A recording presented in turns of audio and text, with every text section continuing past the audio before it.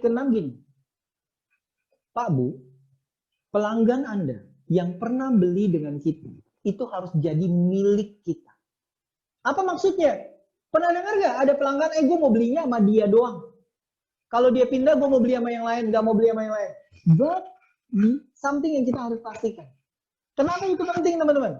Karena Anda jualan yang lebih banyak, kalau Anda sudah jual, kalau Anda sebagai salesman sudah 6 bulan, 1 tahun, tapi masih mencoba untuk berjuang dapatin prospek, itu ada sesuatu yang kita harus evaluasi.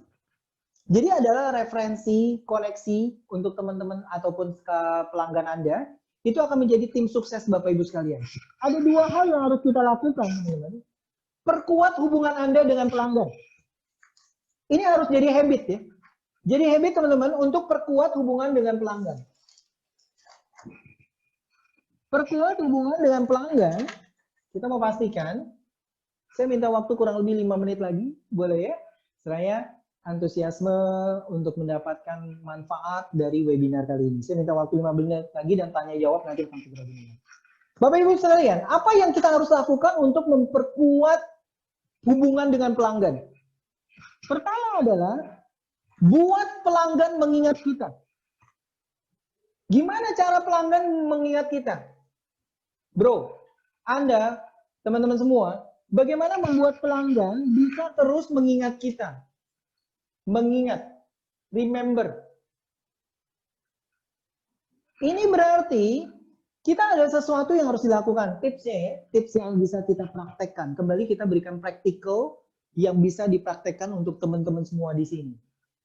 Kita ucapkan selamat ataupun ucapan-ucapan selamat di hari-hari spesial bagi pelanggan. Anda harus tahu, wedding anniversary misalnya, itu yang Bapak Ibu harus kita pastikan. Bapak Ibu jangan segan untuk mengingatkan servis berkala untuk diingat. Informasikan produk misalnya. Informasikan produk yang ada, yang baru. Ya, jadi perkuat hubungan Anda. Kedua, kita harus jaga komunikasi yang teratur. Komunikasi yang teratur di sini adalah begini teman-teman, yang saya mau pastikan. Anda jangan menjadi sales yang hit and run. Jualan, udah jualan, gue tinggal. Banyak komplain, tinggalin aja. Reject handphonenya. You will not be successful. Karena sales yang sukses, dia punya habit untuk komunikasi yang teratur. Gimana caranya? Pak Bu, bukan hanya jualannya aja loh.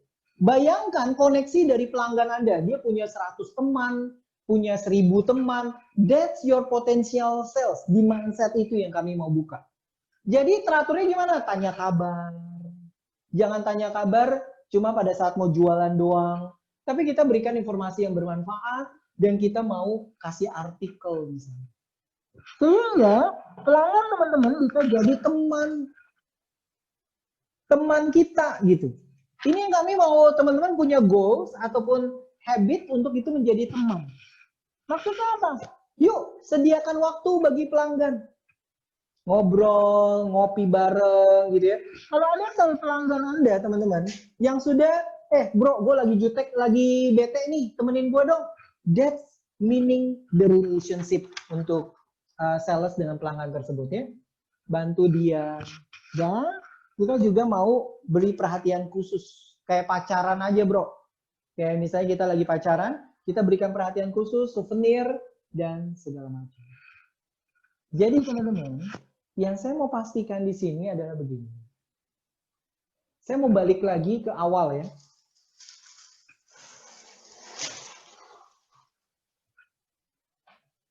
Bentar, sebagai penutup, saya mau balik ke awal.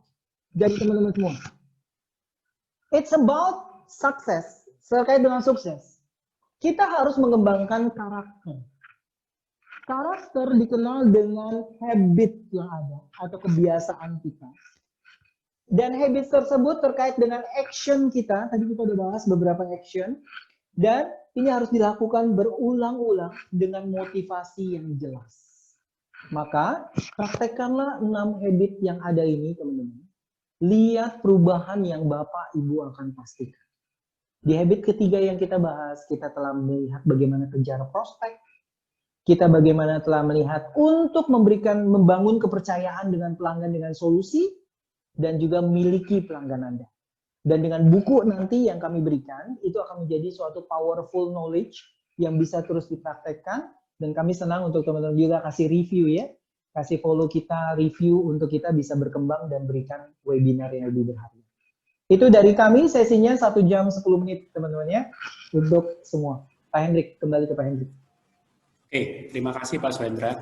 Ya, teman-teman, tadi itu paparan dari Pak Swendra. Kalau saya melihat memang ada beberapa pertanyaan yang masuk, dan beberapa pertanyaan ini sebenarnya diajukan oleh teman-teman sebelum Pak Swendra menjelaskan beberapa habit yang tadi sudah dipaparkan gitu ya.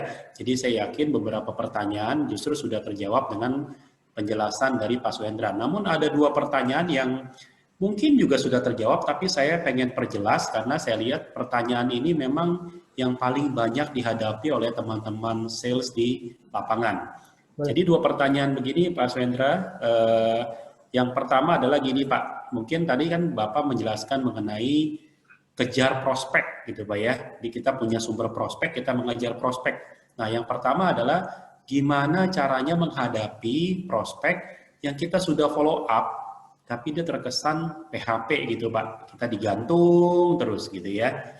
Atau yang kedua ada juga prospek, wah yang ini kita udah follow up ya, kita sudah rapet banget gitu ya follow up-nya ya, dan ini hot banget nih, nanyanya tuh udah kemana-mana, udah nanya perhitungan leasing, udah nanya produk segala macam, udah dijelaskan juga, tapi kok ujung-ujungnya dia milih produk yang lain gitu Pak. Nah ini salahnya di mana gitu?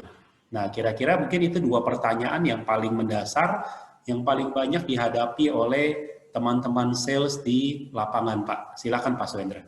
Baik, terima kasih Pak Hendrik. Saya akan jawab yang pertama, teman-teman. Sebelum jawab pertanyaan pertama ini adalah mengenai Pak, saya ada banyak prospek atau calon pelanggan gitu ya, tapi kok cuma PHP doang, sudah kasih follow up yang paling bagus, tapi PHP. Yang mau teman-teman, saya mau teman-teman mengaminkan dan coba pikirkan, diubah adalah gini. Pertama, penolakan ataupun kegagalan itu adalah suatu langkah untuk sukses lebih lanjut. Pembelajaran, itu yang saya mau teman-teman dapatkan.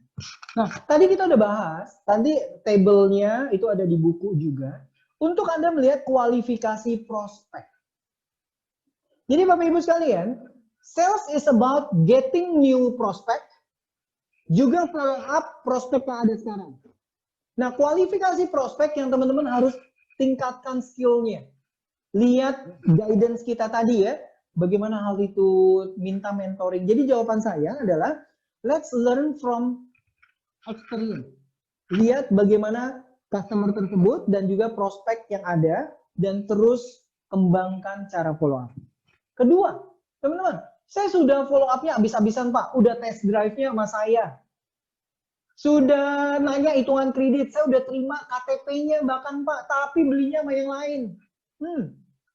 Bapak Ibu sekalian, yang kita harus pastikan di habits kita juga adalah bagaimana cara kita follow up pelanggan.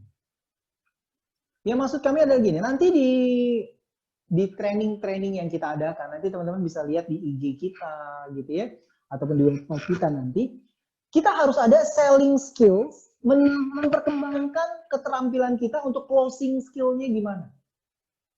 Contoh kalau yang tadi, Bapak Ibu harus punya misalnya trial closing. Pak, kalau ini bisa penuhi bisa SPK sekarang Pak, misalnya kayak gitu ya. Dan kalau gagal pun, that's a learning process. Jangan segan gini teman-teman, ini tips. Kalau ada customer nggak beli sama Anda, jangan dijauhin. Tanya, Pak, boleh dong kasih feedback ke saya, input buat saya lebih baik, sehingga nanti saya bisa melayani lebih baik. Nah itu jawaban saya gitu Pak Hendrik. Oke, terima kasih Pak Swendra atas jawaban dari pertanyaan yang diajukan oleh teman-teman kita ini. Nah, teman-teman sales, saya rasa itu adalah 2 pertanyaan yang mungkin paling banyak ditemui oleh teman-teman di lapangan, gitu ya.